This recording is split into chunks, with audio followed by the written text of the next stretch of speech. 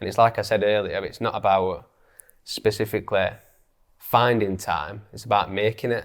Like if you think that you haven't got time, I've got no time, well then make time. But you don't have to steal time away from your family or from a job or anything like that.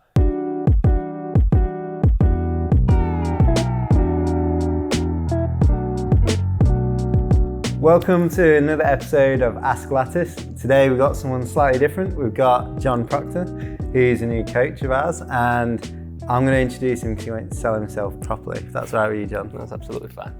So Jon is actually a climbing partner of mine that I've climbed with for like, how many years? 5 years maybe. 5 years. So we used to go out in the Peak District a lot into Malham, and effectively every drive to and from the crag, and at the crag was training talk, conversations about performance. And throughout the years, I think you've been teaching me as much as I've been teaching you, and it's been a good back and forward. So Jon's actually joined the team last year and has been coaching with a load of our athletes since. So It's been fun. I've enjoyed it. welcome to the sofa, Jon. Thank you. I feel like I've replaced Tom. You are a slightly younger and more fit, better looking version of Tom. Slightly less dodgy haircut. So today, I thought it'd be really interesting because Jon has a slightly different setup in life to myself, where you've got 2 kids, 2 young kids, and actually 2 jobs, one alongside this as well. So we're going to look at Jon's schedule and how he actually manages to fit everything in, because he's much stronger than me and seems to have half the time that I do. Sound good? Yeah, it's good. I don't apply the strength as well as you do. You don't apply the strength as well as I do. But that's a different subject. We'll get onto that. That. So one of the things I think is really interesting is, so I've seen you over the years climbing and progressing, and I think you pretty much went up a sport grade a year. Yeah, from 2016 at sport, every spring I improved by a grade, yeah. So that was like 8A, 8A plus, 8B. 8B plus, yeah. And, Cool. then global pandemic. Then global pandemic kicked in. So when you've been doing this over the last few years then, you've had, I think when we met, Seb, your youngest, was born? He was born in the March, but we met in the December. So he was born 3 months after we first met, yeah. Okay, and then you've just had your second child recently, haven't you? 2 years ago. 2 Yeah. Has it been 2 years? Yeah. 2 years ago, okay. So, Walking, talking. oh my God.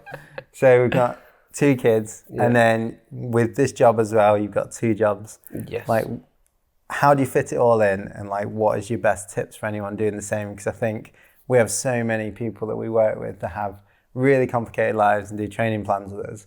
And they always ask like, how am I supposed to fit in all the quality training and performance alongside this? So like, how do you do it? Well, I think for me that the first thing is it's like a priority game. So work and family always come first, and they always should come first. Everything else should come second. Yeah. Which obviously includes climbing and training. So I do want to be a good climber and I want to continue to improve, but that has to come second. So then I've got to work this amount of hours a day and I want to spend this much time with my family. So what pockets of time are left? And if there are no pockets of time, then make pockets of time. So what's like your weekly schedule at the moment then? Everything. Let's go for that's like a busy week. units of time in terms of like, we won't talk about your individual sections of work, but like what does a normal kind of training day look like all week? So a training day, I'll probably set my alarm for about 4:30, 5 o'clock, because I tend to start work at about 6:30, 7. So it's get up, kettle on straight away, have a quick cup of coffee, but I sort of like I'm warming up while I'm having a cup of coffee sort of thing. And then You're warming up whilst making coffee? Yeah, TheraBand work, kettle on, internal, external rotations. All about efficiencies here. Yeah, it is. It's finding them tight. So then I'll do, I tend to have a fingerboard workout in the morning with like then general conditioning. I'm usually at work for 7, so the training will last an hour and a half.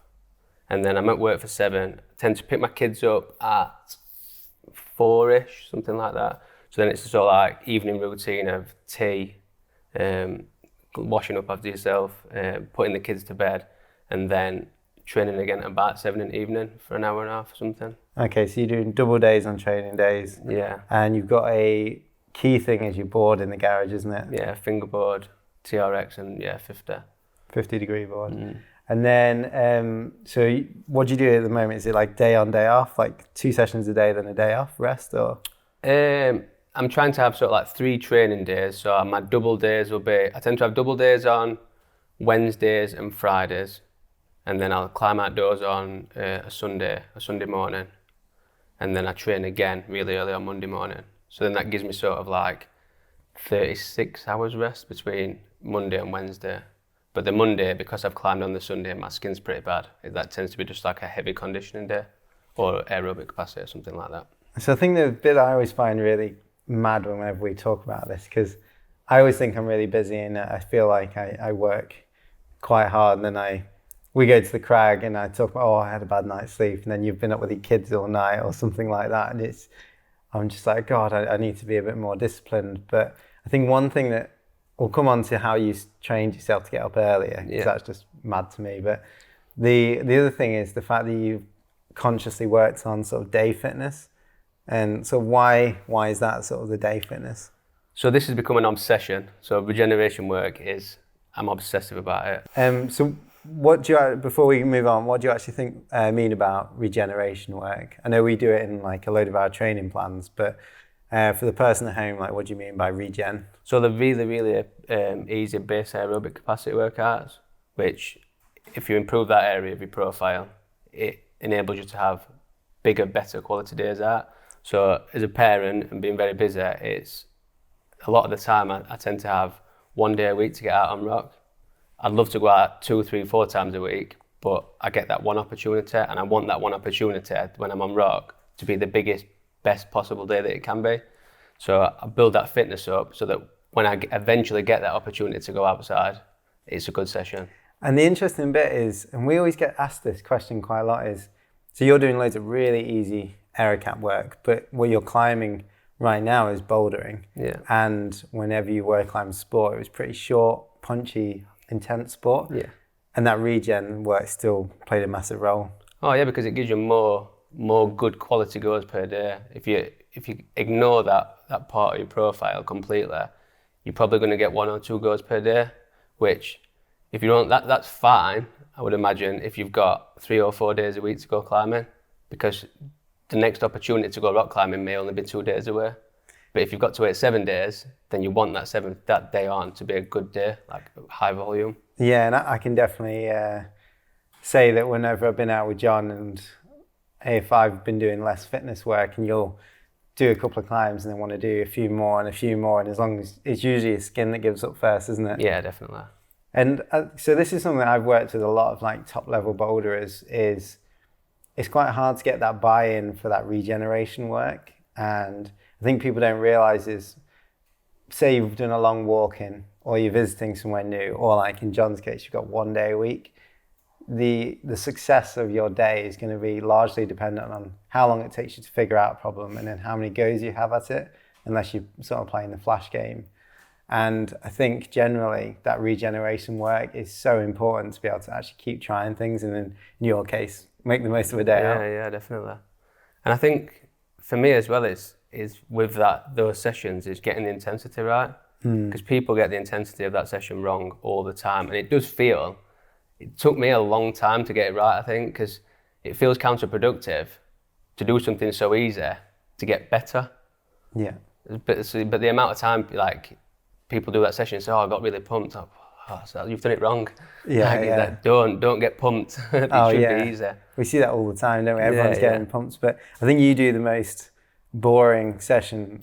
To me personally, I can ever think about, which is 30% repeaters on a fingerboard or 40% repeaters, and it, like, for me, it feels like I'm hanging from a harness and funneling a fingerboard for half an hour.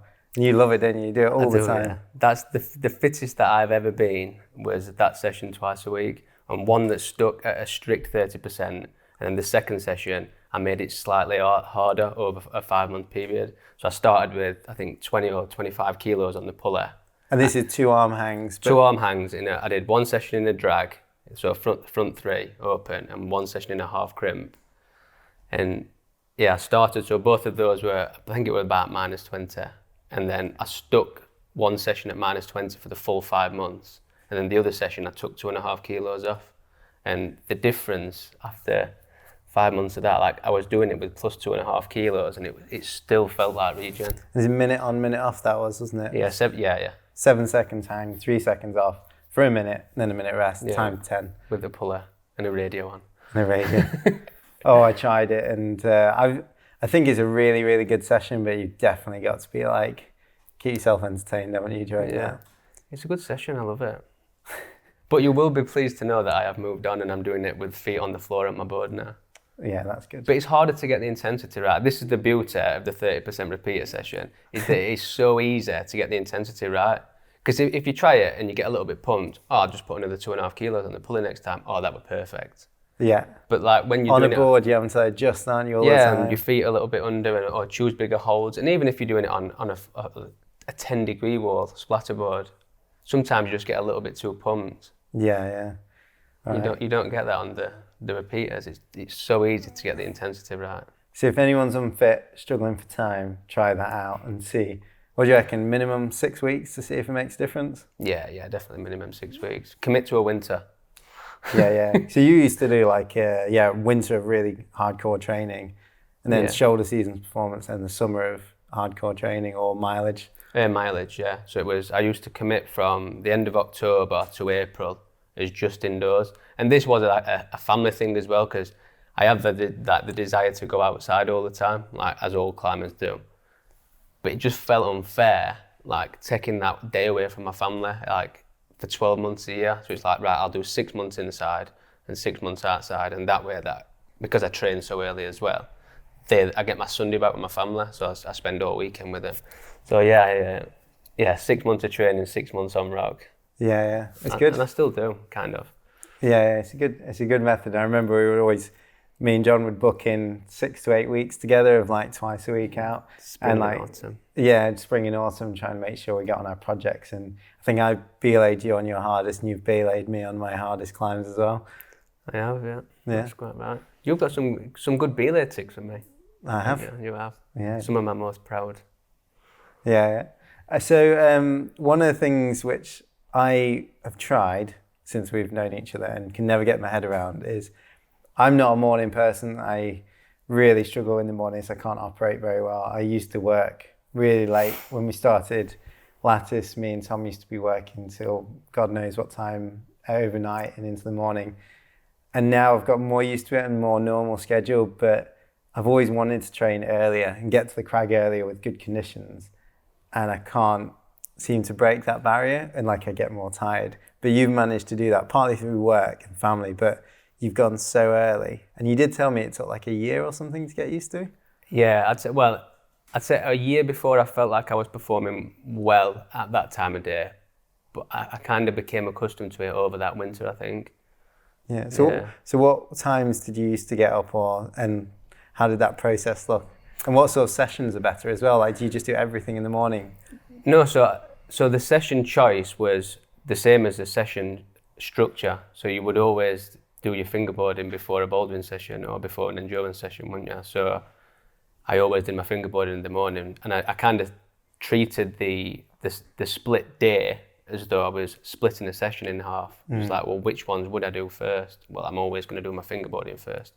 And I think that initially, and probably still now, that my movement does suffer in the morning, so that I couldn't really perform on a board in my garage at that time in the morning. And the really crucial thing is that my son's bedroom is bang above the garage, so I can't be pulling about on that board at that time in the morning. Yeah. So. And but now you've said you used to struggle a bit with it. Now you got used to it over like a year, and you've started going out, because we're in the summertime here in the UK. So conditions are absolutely spot on awful. And considering you're a limestone climber, or as Sam said, slimestone boulder. So you've been going out really early, haven't you, at the moment? Yeah. And do you find that totally fine as well? Yeah, I do now. But I've been training in the morning since 2016 now.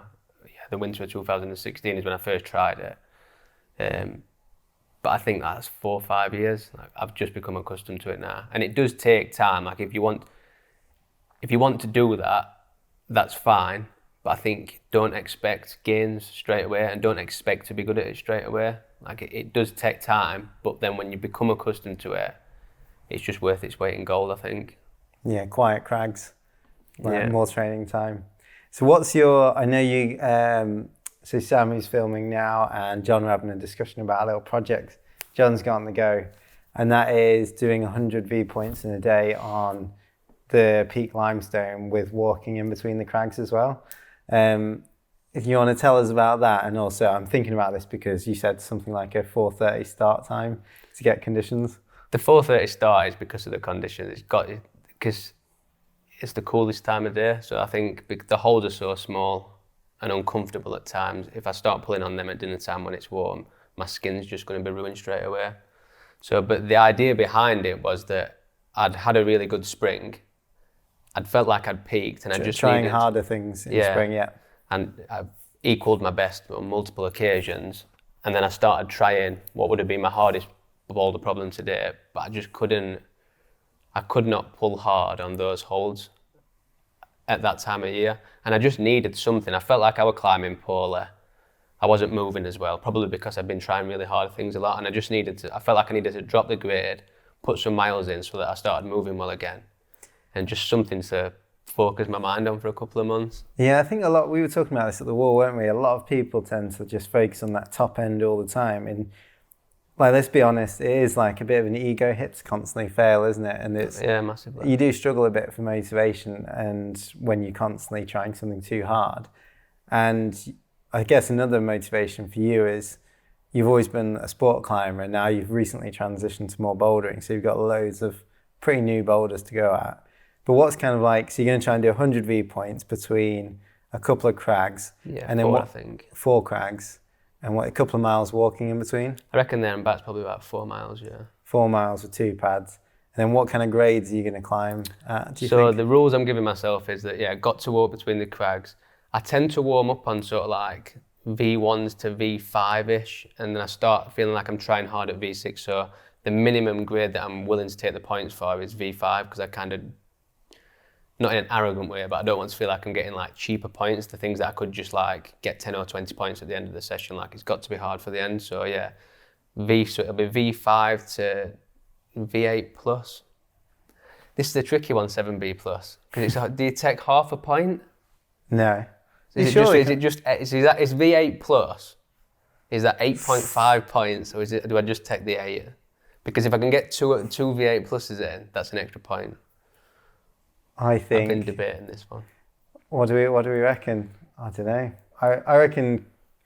Let's see what people comment below. Does V8 plus count as 8.5? Or just 8?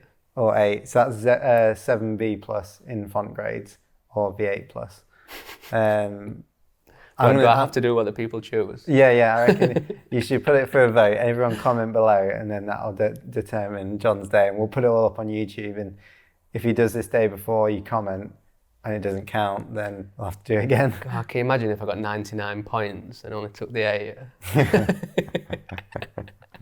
Mortified. Oh, that would be a nightmare. I think it's a really, really good idea though. Like, I'm actually quite psyched for the idea of like joining in with it, because I think, particularly now, like you say, conditions are really bad, and so many people start going to the crag and are projecting. And I've got a few climbers I work with where I'm like, okay, it's your off season a little bit. Let's come up with some other challenges. So one that I've done with people, which is similar, is week 1 of your training, you prep the big day, half the big day. So if you want to try and get 30 problems done with the most V points, or 20 problems done with the most V points possible, on week 1, you do 10 of them. You don't have to do them, you get used to it. Week 2, you do the second 10. You don't have to do them, you have to just get used to the moves, so you work them out. And then week 3, you try and send all 20. And you got to figure out the best way of getting the most points. And I think that's like a nice structure of training and challenging yourself and having like a massive day. But then you're getting so much climbing in as well. And I think what you're doing is really good. It's because the volume helps you to climb well, and it gives you confidence. And if you're climbing well and you're confident, that will then transfer into harder problems, whether that be on a route or on a boulder problem. You need that confidence, and that's the reason that I took the sort of like the volume summer approach that I have done with my sport climbing, because you climb with so much confidence and you move so well. And it's just that at the end of the day, like, we love climbing, we want to climb, and there's nothing more satisfying than, whether it be a boulder problem or a route, is getting to the top. Yeah. And if you're constantly failing all the time, it is just demoralising, isn't it? Yeah. Oh, no, I totally agree. And I think it's totally undervalued doing mileage. And even like with my sport climbs, when on days like when we've been at, I'll have 2 or 3 goes at the hard problem at the project and then just drop my grade completely and then just go and put some miles in. And that pyramid, because what I found with that approach is that the routes that you can do quicker or the boulder problems that you can do quicker, the grade gets higher as you get fitter and you're moving better and you're more confident. So you might have dropped from, when I was climbing 8A, I was probably dropping my grade to sort of like 6C plus or 7A. But then like as your grade creeps up, you're quickly doing like 7B plus or 7Cs really quickly. And then all of a sudden you're thinking, God, I've done like 2 7Cs here after I've done like 2 goes on an 8B or 8B plus. And yeah, it's such a good approach. And like I said, that pyramid just gets huge. Yeah. And like you say, makes the most of your time outside. Yeah, definitely. So since you're doing an alpine start, so that's 4:30 a.m. start, just to clarify, a.m. in the morning, 4:30. What are you going to carry with you? You're going to have multiple shoes, you're going to have a warm-up fingerboard, are you wearing Crocs? Are you going to, how? Definitely 100% not wearing Crocs. Too stylish. Oh yeah, far too stylish. Crocs, if you want to sponsor me, then I'm your man. You are the only person that wears them. So. The only person. That's because you go out at 4:30, you don't see anyone else. Oh, right, yeah. So yeah, what are you going to carry with you and how are you going to structure it? 2 pads, lots of food, peanut butter and jam sandwiches all day. just snacking though. I'm going to snack like when I used to be a fell runner, little and often. Shoes will be, I guess, just my Scarpas, just because they're the only ones that I trust on Peter Limestone. So it'll be VS's, Instinct VS's without a shadow. Shorts. T-shirt. Coffee? I may go topless. No, I've cut my coffee down. I have a cup caffeine free? No, I'm not caffeine free. I've just reduced it significantly. So it's a cup of coffee in the morning and then 1 in the van on the way to work now. So we'll probably have his caveat of getting used to mornings was 3 coffees at 4:35 a.m. And to get going. And then a lot more after that. So now you don't need it as much. No. Okay. And then just a nice comfortable pair of trainers to walk in. Sam's going to carry my pads as well as all the cameras. So I've got to be fresh. I need to be fresh. I'm the athlete. Put me in a bag. Put me in a wheelbarrow. That sounds like a good video. I know, yeah, just running down Millersdale. Keep smaller legs so you can save it for the climb and just plonk you at the bottom of the crag ready to sit start and then you can get going. So anyone seen that video, the flasher by Paul Robinson from years ago? Have a search for that classic. Anyway, so that's going to be on YouTube soon, and I think we're going to try and get that on our channel and go out, and obviously Sam's going to wheelbarrow you around for the day. I'm dreading them last 30 points. Because I think I'd got 72 at the weekend. God, it's going to be awful, isn't it? It's going to be awful. I might join you for the end of it. I've been clever though. I've been really clever because, I've gone, the last crag and the last problems are going to be the ones with the biggest holds. So I did it the wrong way around on Sunday. So I went to Raven Tor and then Rubicon. So I was just really sore by the time I got to Rubicon. I'm just going to do them problems first. Oh, that's a good idea. Yeah, and then finish on the big hole. So even if my skin's suffering that, I know I'll be able to hold on to them. So I'll join you at about 9 or 10 when I wake up. Yeah. And I'm feeling fresh and can give you crap for it. You know what you said earlier though about the getting up early? Like you said that you can't do it. The reason that you can't do it is because you don't have to. Yeah. I was put in a position where, and this was obviously by choice. I don't think we spoke about why I started doing it actually. Let's talk about why I started getting up early. I thought you were going to say why I chose to have kids then. I was put here by choice. It's my wife's fault. Just do not put that in. That's not true. So I was. The reason that I started trying it was when my son was born, I didn't have as much time to train because obviously my missus used to do the night feeds, and we're it used to feed every 3 hours, so it'd be 7, 10, 1, 4 throughout the day. And I was really bad at the 1 o'clock, getting up at 1 o'clock, but she was fine. So even though I had to go to work, I said that I would always do the 4 o'clock feed. And what I found is that I'd get up at 4 o'clock, I'd feed him, get him back to bed for 4:30. I wouldn't go to work till 6:37, but I could never get back to sleep. And I just wanted to be productive with that time. At the time I was coming home from, before I'd started training early, I was coming home from work and then training, and that just felt like I was stealing time from my family. So I sort of had this light bulb moment of, can I just train at that time in the morning at 4:30? Yeah. So and to keep my missus asleep, I'd get him to sleep downstairs next to the garage. So like the garage door opens into the kitchen. I'd sort of like feed him, wrap him up in his blanket, put him in like a little bouncer a couple of meters away, so like when the radio were on, it wouldn't wake him up. And that's when I started having the early sessions. So my missus were happy because she got a little bit longer to sleep. And then I felt that I was being productive with my time. And it's like I said earlier, it's not about specifically finding time, it's about making it. Like if you think that you haven't got time, I've got no time, well then make time. But you don't have to steal time away from your family or from a job or anything like that. Just sleep less. I can see a load of young parents here going, oh no, like there's I'm not sure I can make that work. Yeah, but there's no excuses, is there? There is no excuses. You've heard it here first. There's no excuses. But what do you need like for a good? What is a good? I know everyone's different, but a good quality sleep is 7 to 9 hours. 9 hours is too much. Like, nobody needs 9 hours sleep. They don't. No, You've never tried it. It's great. Because I'm just awake. I just wake up. Do people need 9 hours sleep? I think some people do, yeah. Some people, yeah, but I think if you became accustomed to 7 over time, 7 would be sufficient. Yeah. We'll leave that one for the YouTube debate. What do you reckon, guys? 7 or 9 hours sleep? Is 9 just being selfish?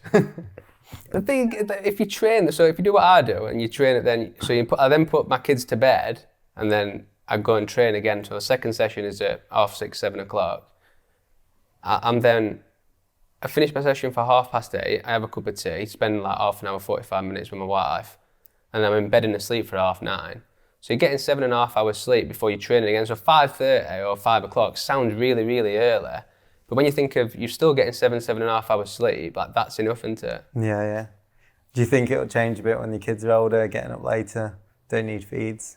No, well now they don't. So like, obviously Tobias is 2. I've not been feeding him in the night for well over a year. But like my body has just become so accustomed now to getting up at that time. And like I say, it's that thought of, I feel like I'm stealing time away from my family. If I just get up at 5 o'clock and they're still in bed asleep, I'm not getting up with them anymore. But they're asleep while I'm doing my thing, and that's my time.